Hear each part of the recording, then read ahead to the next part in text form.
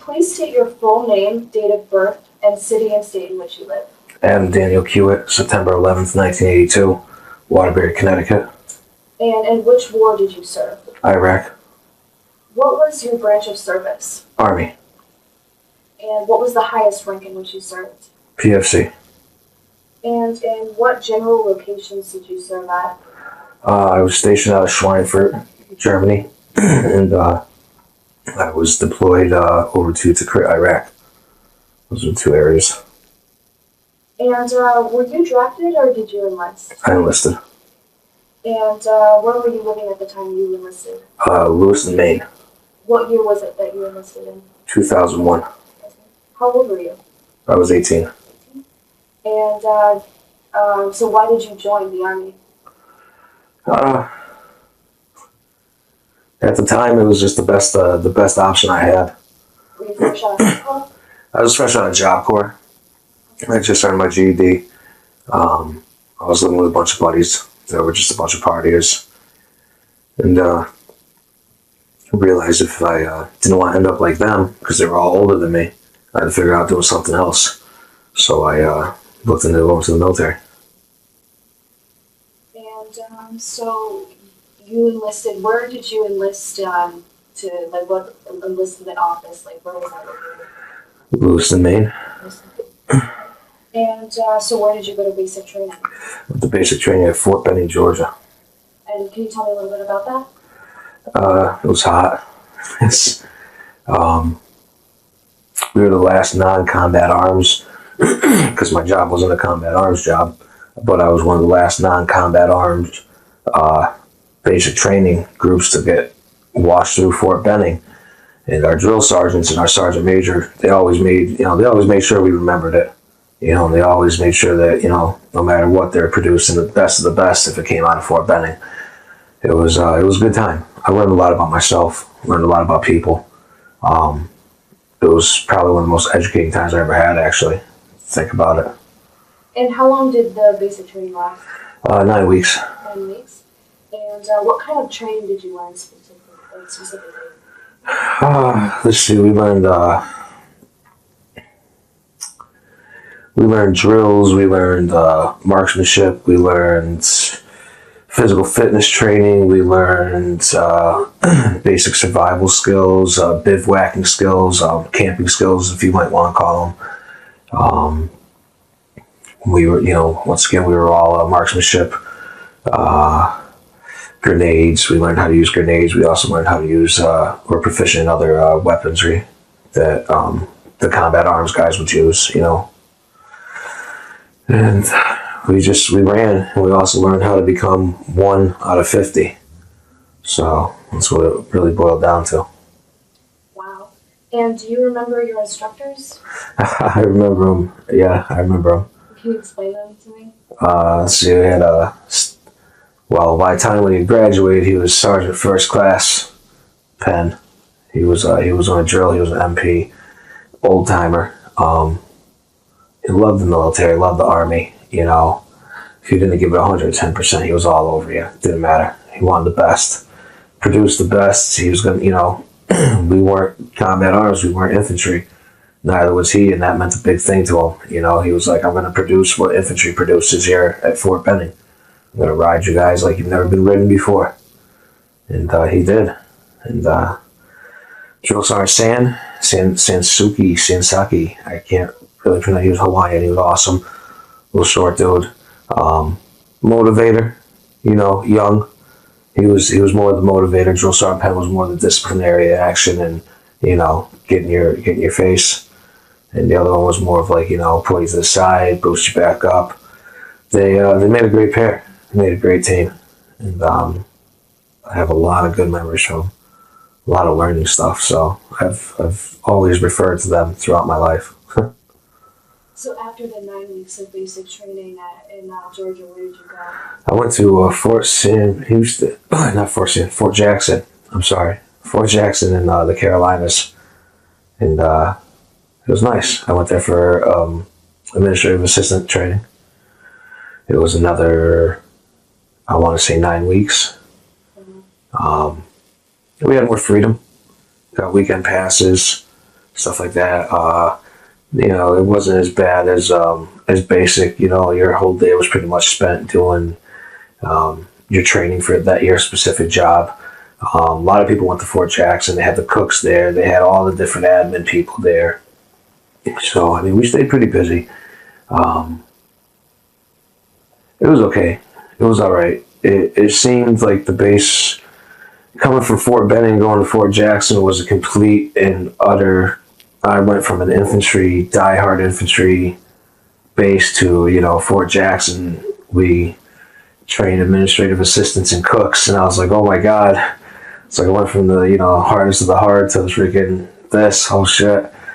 So it took a little time for me to get used to, especially with the way the drill sergeants were over there. They were a lot more lax to an extent, but they were good. They were all right. I don't really remember most of them. So. What kind of training did you receive in Texas? Not in Texas, in Fort Jackson. Oh, Fort Jackson. No, it's all right. Fort Jackson administrative assistant training is you get put in an S1 shop. You learn how to type. You learn how to file by the military filing date. You learn how to do specific forms and whatnot like that. Like all your basic forms you're always going to run into. They want you to be proficient with leave forms, family separation, all sorts of stuff. And what it is you're training to be company personnel, pretty much. You take care of everybody in the company. If somebody has a finance issue, they come up with a document that you need to proofread and make sure it's all set, or you need to type it up for them, depending on when they come and all that. So you need to be proficient in tons and tons of documents. You need to be proficient in how to organize them and get them sent up with whatever other supporting documents you need in order for them to get a first-time pass. But mostly down there it was filing systems, forms, and typing. Basic clerical skills. Everything else you learn when you got to your unit. So where did you go after that one? After that, I actually came home because I was in a reserve unit when I first signed up. That was the thing. When I had initially signed up at the recruiting station, I had no idea I was joining the reserves. So I'm thinking the entire time that I'm active Army, and then they tell me during like halfway through my basic that no, you're a reservist. I was like, that can't be true. That can't be true. And I was losing my mind. So what I did was in AIT when I was at Fort Jackson, I started making moves. I got my unit transferred down to the Connecticut unit. I came back to Connecticut, and I stayed about 6-7 months in my reserve unit. And then I put in the paperwork to get transferred to active duty. And once I did that, I was sent over to Schweinfurt, Germany. So why did you go from reserve to active duty? It's just I couldn't fathom not being a soldier 24 hours a day. After when you come fresh out of basic and AIT, and you don't get to go to a unit and stay in that mode. You come home, you're kind of like wound up. You're just, I don't know, you're so used to doing stuff, you're so used to working and doing all this stuff and just working as a team, and now you got to come home and you get to do it 1 week in a month, 2 weeks a year. Mm-hmm. Nah, that's ridiculous. So, describe, so you went to Germany. Where in Germany did you go? Schweinfurt, Germany. Schweinfurt, Germany, and how long were you there? I was there for 3 years. So you said you were in Schweinfurt, Germany? Yeah, Schweinfurt, Germany. Okay, so how long were you there again? A little shy of 3 years total. 3 years, wow. And can you explain those years, what you did there? Yeah, I first got to Schweinfurt, Germany. I was in a unit called 126 Infantry. And I was there for about 3 months, and they ended up shipping me across town to the other unit, which was 118 Infantry, which I ended up serving with the rest of my tour. I ended up going to the HHC department there, or HHC company. And I was put in the S1 shop. And I ended up making a name for myself. I got real good at the paperwork, and I knew how to maneuver around all the red tape and whatnot, because I became friends with the civilian workers that worked up at the main offices and stuff like that. And A bottle of nice dessert wine for you and your husband tonight goes a long ways when it comes to turning in a packet, So there was always something. I made sure that I was able to, no matter what, if I had turned in paperwork that had a mistake and I didn't catch, they would normally give that paperwork back to you, make you leave and come back. No, they correct it for me right there. So, I mean, it was cool. Everybody knew me.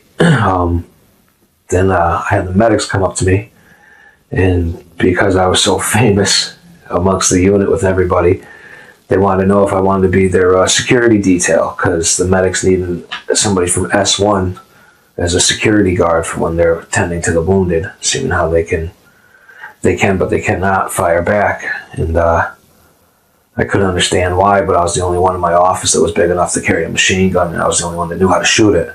So it was it's kind of two things. They wanted somebody that they liked, and I was the only person that actually kind of knew what he was doing with it.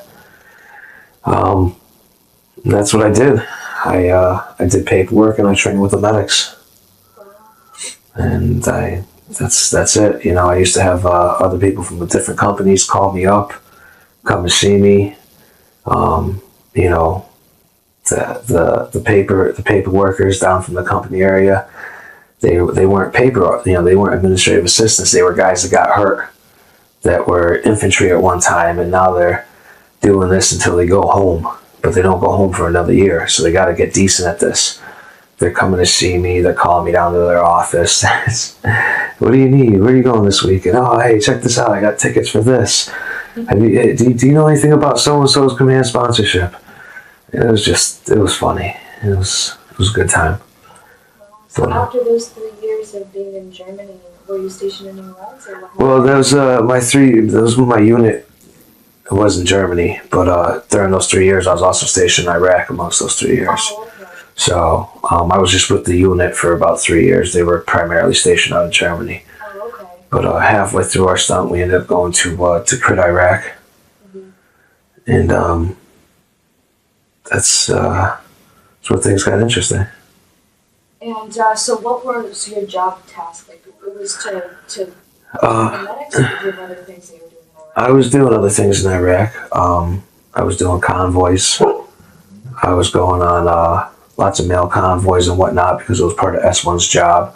When the medics rolled out to a specific area to do specific things, if it was a mission then that called for, we may have to set up an area for wounded, then I would fly out with them. I would travel with them.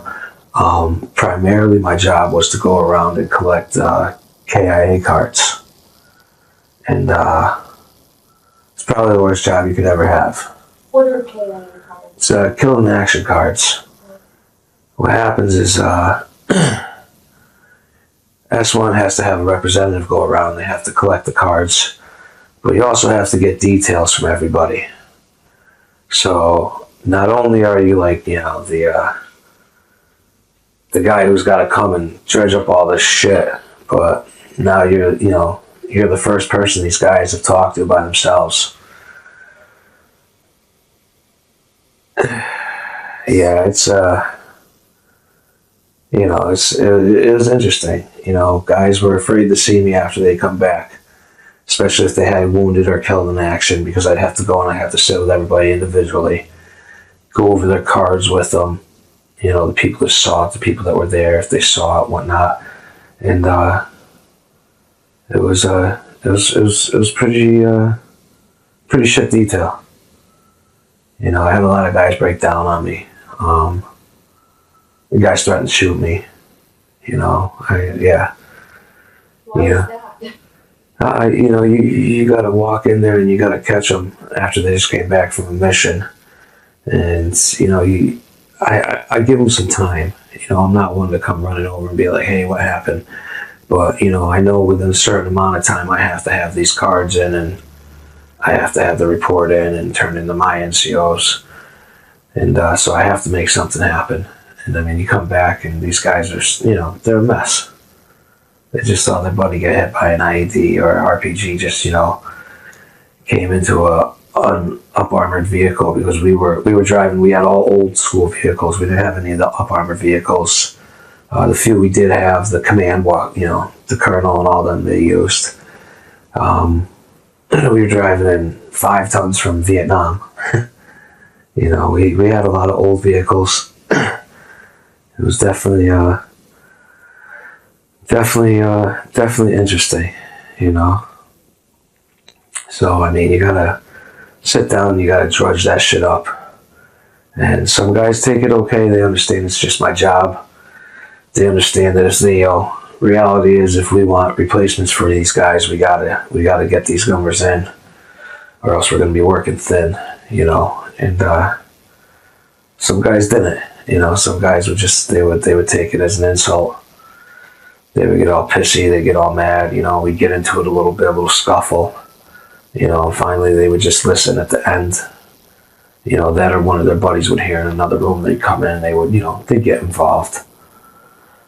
But, yeah, people used to hate seeing me after a while. And, it was rough, because you're friends with a lot of these guys, you partied with a lot of these guys, it was interesting, just the few things that, we were exposed to or happened to us. It's interesting how they changed everybody. We used to laugh and joke and stuff. Now we don't even want to talk to each other. But it was a job. You had to do what you had to do. So kind of to backtrack, and where were you stationed in Iraq To then? Iraq. Okay, and what was your first feeling of that when you first saw the country around?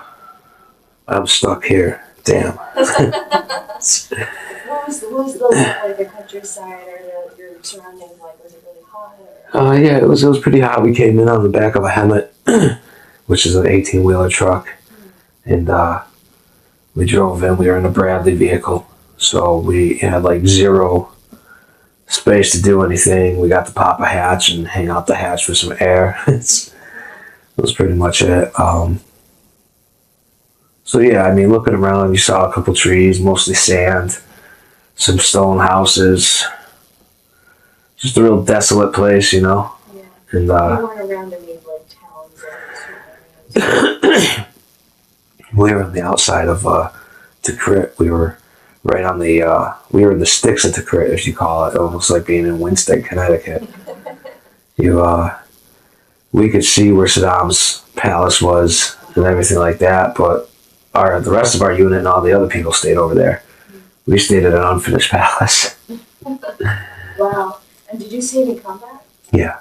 Do you want to go into detail about that? No. Okay. And did you experience any casualties within your unit? Yeah, quite a few. Quite a few. Did you sustain any injuries yourself while you were over there in Iraq? No. And were you ever a prisoner of war? No. And were you awarded any citations or medals? Just the usual, the Army accommodation, good conduct medal. Nothing really out of ordinary or anything like that. And okay. And how did you stay in touch with your family while you were over there? I had a simple method. No news is good news. So I didn't bother calling or writing. I didn't really feel like talking to anybody back home. And I told them from the start, I said, no news is good news. If anything does happen to me, you'll know within 24 hours. So plain and simple, I'll see you guys when I get home. The last thing I need is to talk to you and have to go out on a mission and, my mind be wandering somewhere else.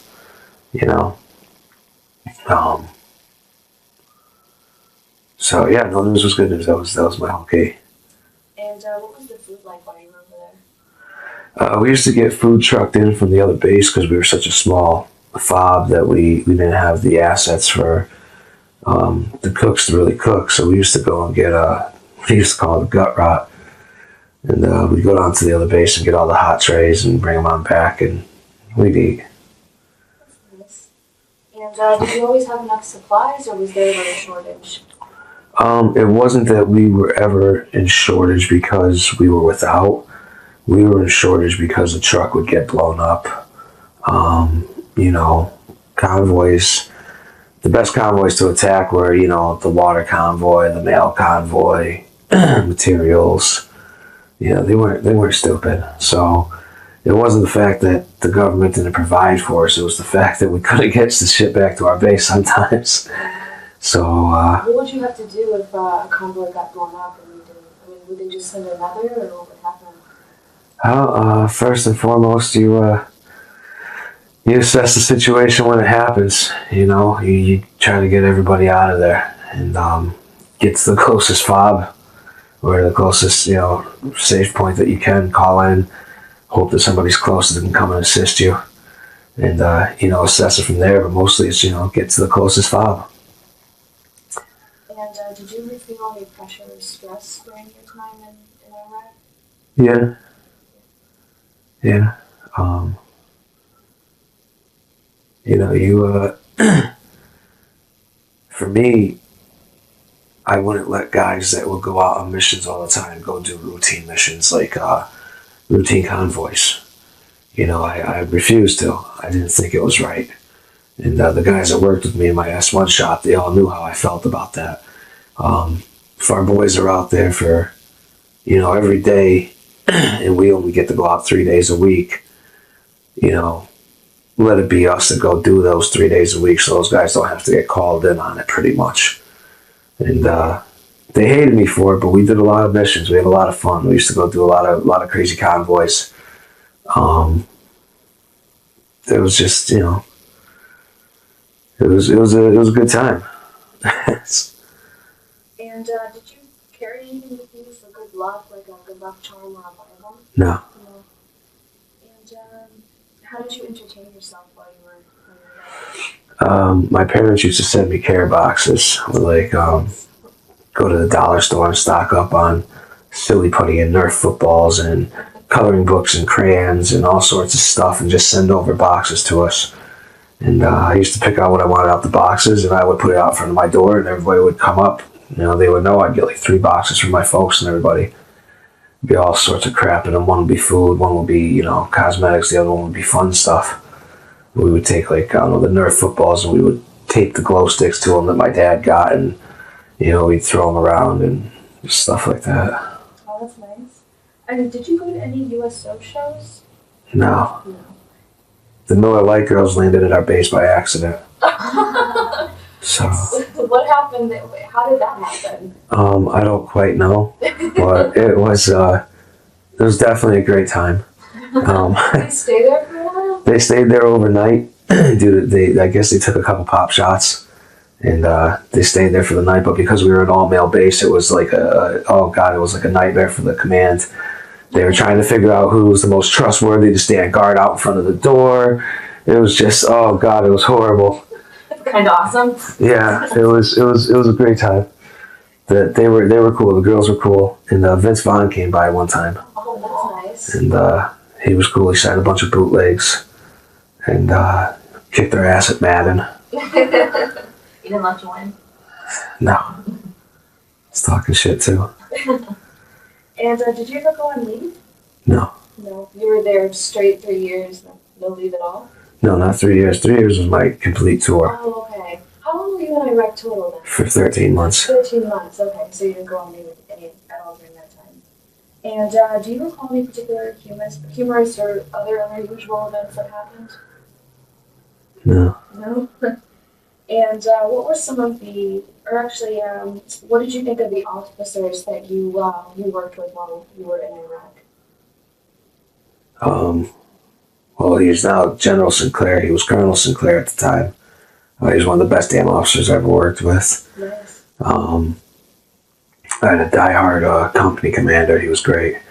My first sergeant, we always didn't see eye to eye, but he was one of the best damn first sergeants I ever had. Sergeant Major was phenomenal too. Had a bunch of decent officers. You know, some really decent officers, and I had some decent NCOs. So, I mean, there was the few that were shitbags that, you know, got where they got for being what they were, just because, um, you have those anywhere, but for a majority of it, we had some really good guys. That's great. And did you keep a journal while you were? Yeah. You did. What were the kind of things that you wrote in the journal? Just day events? Or? Just different things. Different things I had to do, who I had to see. Just it helped me with my memory too. If I had to recall something or if what I was doing on what day. It was easy for me to go back and look at it and just be like, oh yeah. So I just it was pretty much just like a tracker. I wouldn't even really call it a journal. I went here, saw him for this, for that, for this, for that. At this time I did this. At that time I was on this convoy from here to here. Stuff like that. Now, were you required to keep the journal, or did you just do it for your own personal reasons? I just did it for my own personal reasons. Oh, okay. And so what happened after you were stationed in Iraq for 13 months? I came home. You came home here to the United States? Yeah. Okay. And so did you come home to Connecticut? Yeah. Oh, okay.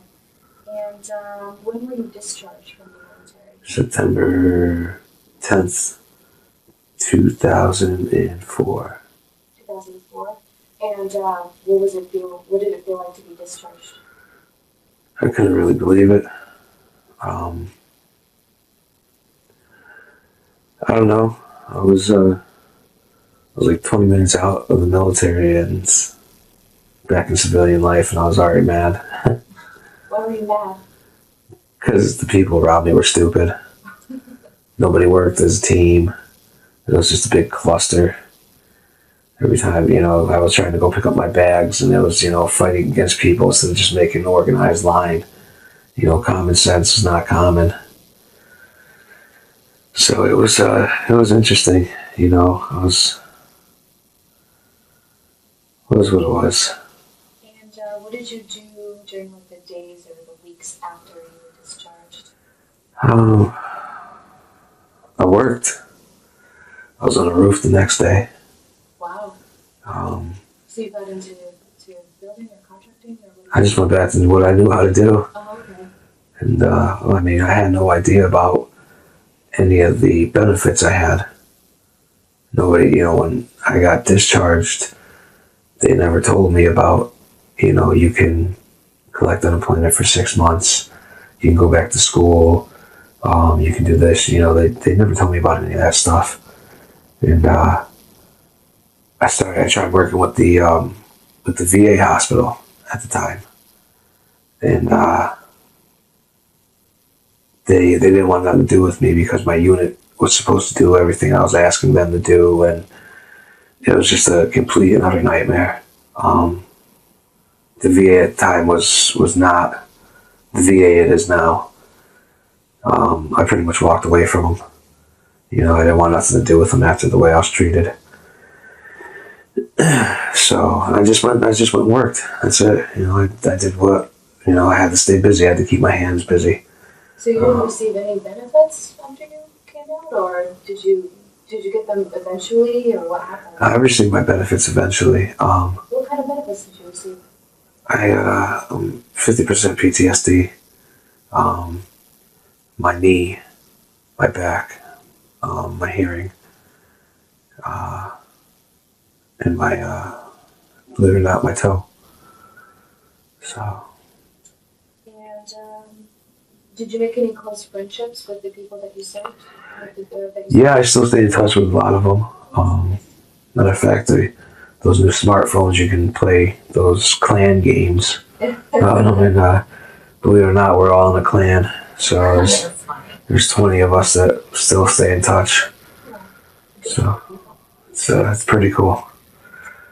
And so you're continuing with those relationships? As much as possible. Everybody's got, a lot of them stayed in the service. A couple of them got out. Some of them ended up killing themselves. Now there's only 20 of us left. It started off as 35. Wow. And now there's only 20 of us that stay in touch with each other and stuff.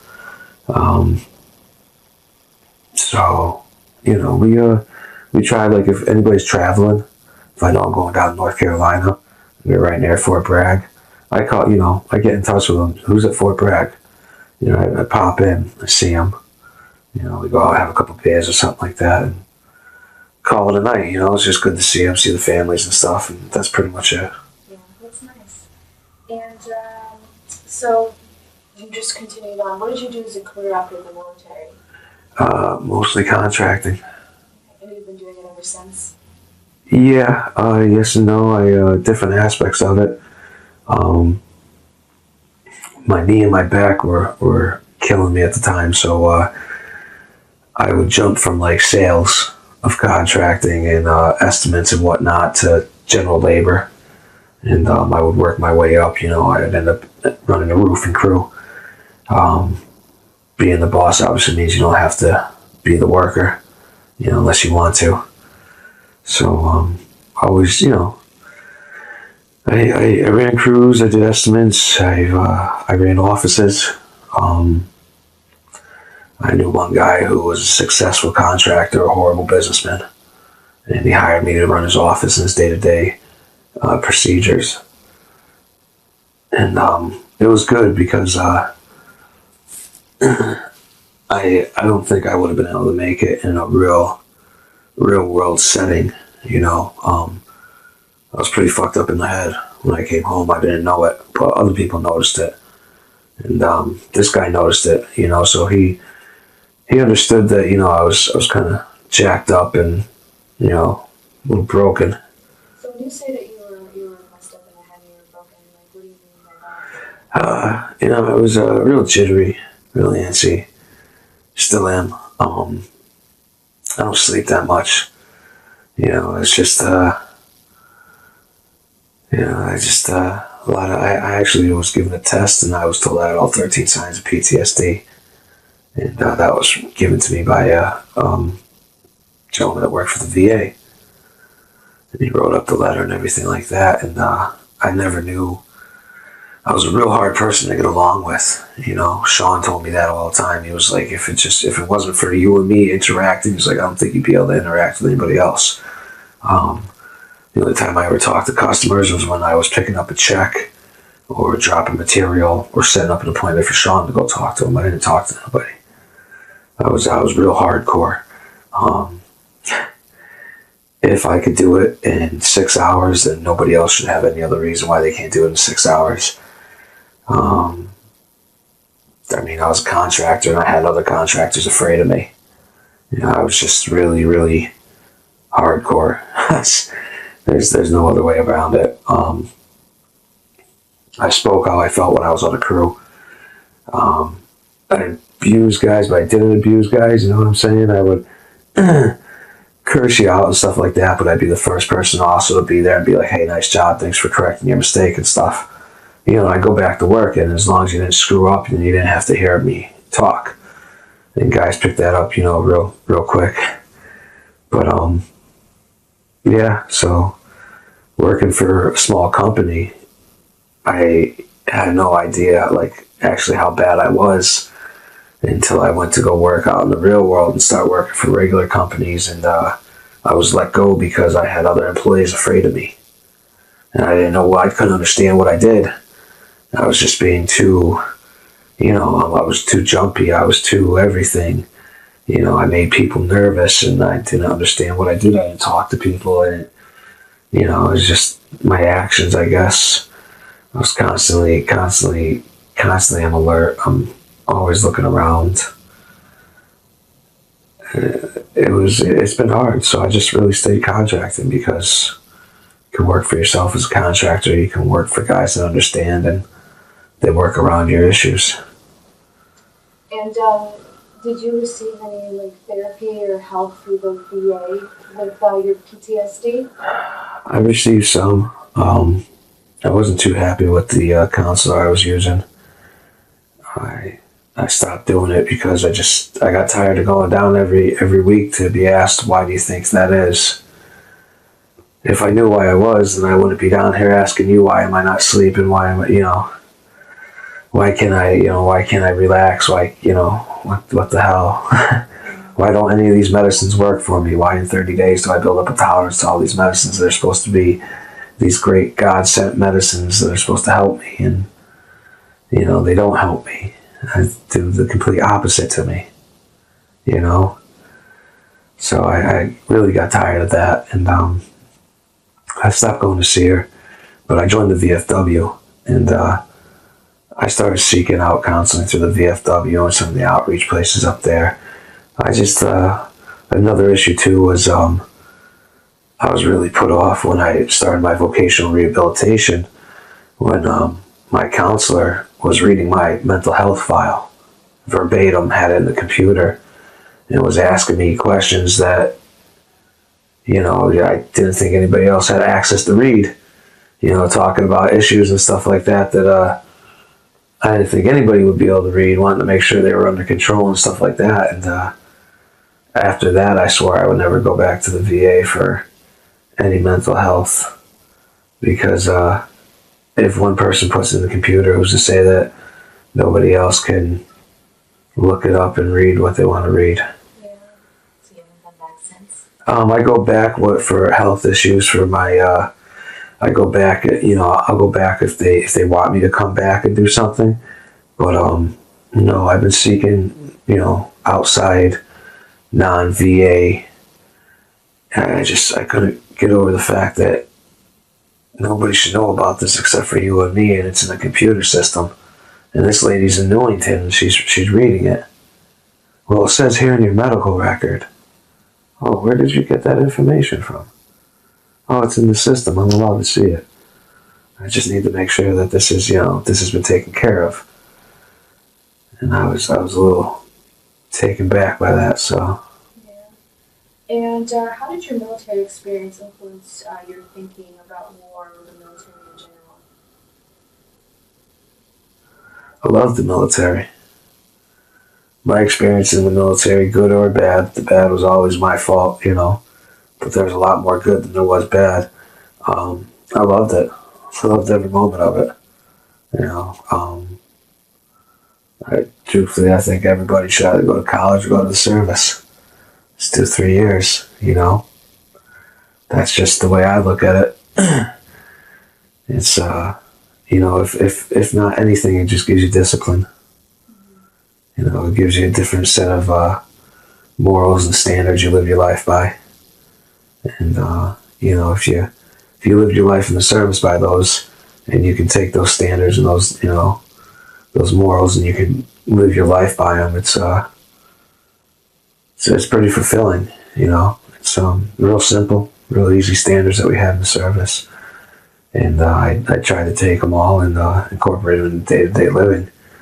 And it's helped me. I militarized my life kind of sort of to help me get through the days and help me cope with not being in the service.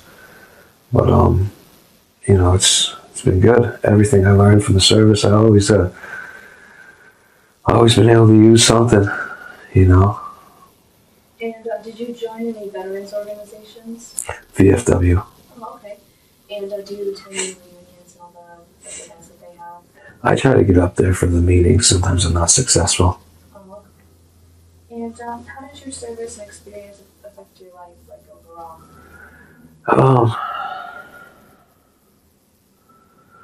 I like to say